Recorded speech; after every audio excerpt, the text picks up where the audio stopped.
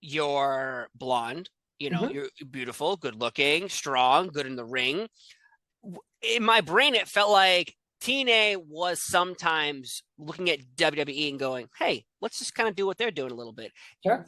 The comparison of you and Trish Stratus, at the time, I think was 100% there. So when you showed up, I thought, okay, I think they're looking for a beautiful blonde woman who can wrestle, and they found one, and they don't care about the rest of the people who have been here building the structure that she's Yeah. gonna grab onto. Did you feel like that, or it was, hey, your skills are what we want, versus, hey, you're really good looking too, and you're good at wrestling? It's really funny, and I don't know if it's because I came into the business young, and then I kind of assumed this like little kid, little sister role, versus I never felt like sexualized in any way backstage, not by my superiors, not by my coworkers, Mm-hmm.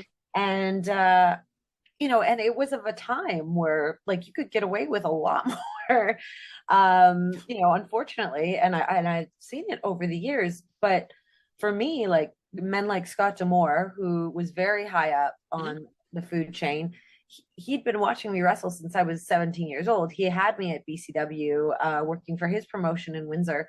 So at no time did, you know, even hearing you say it now, at no time did I ever think of myself as like the TNA version of Trish, or I never thought of myself as like Mm. this WWE diva type of wrestler. I thought I was like this indie girl who was just here to prove myself to wrestle because WWE never put me in that category. They were always looking for the next Tori Wilson. They were always looking for the next Trish Right. Stratus, the next Lita, whatever. And the problem was I didn't fit into any of those boxes. Interesting that you say that. Yeah, not to their standard sort of thing. And kind of at the time where I had hit the 1 year mark in developmental, they had brought the Bellas in, they had brought Maurice in. So they were really coming back to the let's hire models and teach them how to wrestle. Granted, these women have been extremely successful and no shade My whatsoever. God, the Bella twins are more famous than women who've been busting their ass for 20 years in the ring. 100%. And that's they're business women, but Of course. that part was deflating. Like I look at it myself, Chrissy Vane, Angelina Love, Natty Neidhart, we were all responsible for training those girls in the developmental system, and we've all had very different careers than them, but that's the way the cookie crumbles. So Right.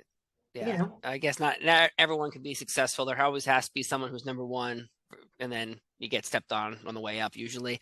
Though, so let's go back to WWE for a second. So when you were training, you looked around, and what did you see around you for female talent? Were they all beautiful models who were getting trained to be wrestlers, or when you first got brought in, it was people you recognize from the independents now are here who are wrestlers who are attractive, but yet are not the, hey, you're a model, want to be a wrestler? yes, completely. When I came in, it was just myself, Chrissy Vane, and Angelina Love, and these are girls I had seen on the Indies. But they were extremely beautiful women, and they were definitely like the WWE cookie cutter. Yeah. But towards like I said, towards like kind of being there for 10, 11 months, Hmm. that's when they really started the influx of models to come in, and it was teaching them how to be wrestlers.